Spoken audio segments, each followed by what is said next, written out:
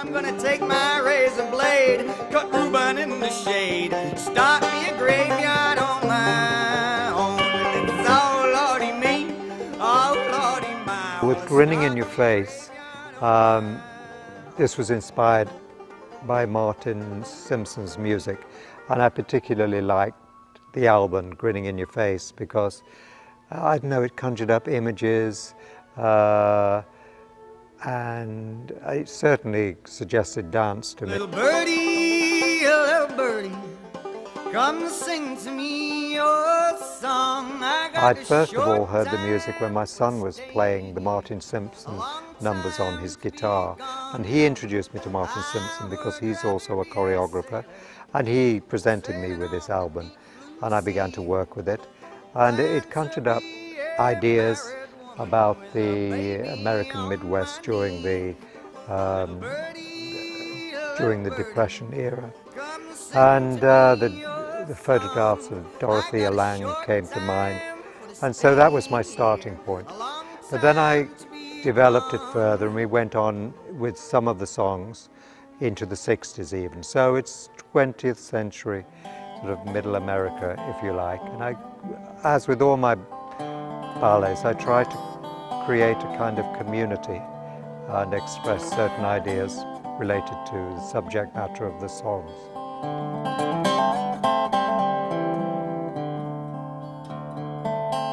Any classical company doing my work, it's tricky because the foundation of my work is in contemporary dance, and so it takes them a while to get out of the habits of actually working on the perpendicular. I need people to fall off their weight, move into the ground, whereas ballet, they're on point. Everything is moving upwards, as it were, and into space. With a lot of the contemporary dance language I use, it's very earthy. We use floor work, and I get people falling off balance.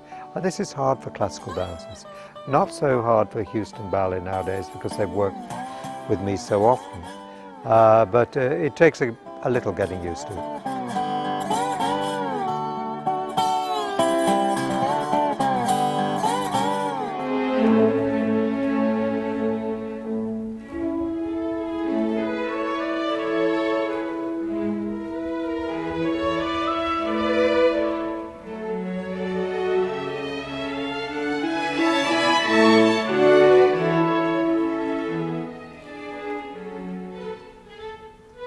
I love this violin concerto from Mozart. I've done quite a few big violin concertos, so Mozart was the next one to attack, and I thought, I knew that the dancers are here very high level and skillful dancers, so I thought this would be a good opportunity to attack this one. It also connects to the violin concertos. I listened many of Mozart's. There's always some sort of basic rhythm, like life, that you can't kind of stop. It has this eternal feeling of things just going, continuing, trying to discover new things. But then I put one end, but things do stop sometimes. People, you know, the death is unavoidable, but we just continue with the same discoveries of art or generally life. So that was the kind of starting point from that.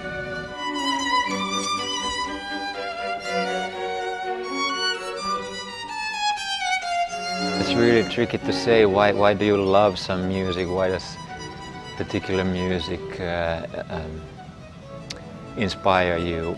But I think it is the playfulness with life and even serious things in life that I connect to. I feel so lucky I get to travel and see so many different cultures of dancers and companies around the world. I don't think it's many choreographers who has this opportunity and is given it. So I every day is thrilling for me. And then you end up in same evening with the Christopher Wheeldon and Christopher Bruce, and those are, you know, choreographers I highly admire and respect, and then to be there together with them, it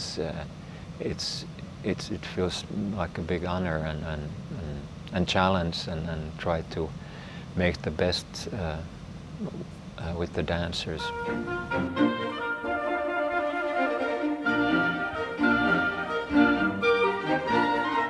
Rush was created for the San Francisco Ballet, and I was interested in the piece of music in particular because it was written by Martin and during a period of time when he was actually staying in America and staying in La Jolla, and he wrote this symphony called the La Jolla Symphony.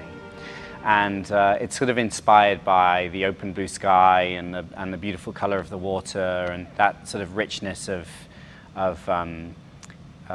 California terrain and vegetation, and there's a lot of color in the music, and so that kind of inspired me to make a piece for the San Francisco Ballet Company in California, based on an artist, a composer, you know, from Eastern Europe, and his inspiration that he drew from the time that he spent in California. You know, this company has a great energy and attack about the way that the dancers approach the work. They're not afraid to really grasp onto the movement and kind of take it as far as, in this case, as far as I want them, you know, to take it. And they're willing to really sort of experiment and try pushing the boundaries with the movement, which is terrific.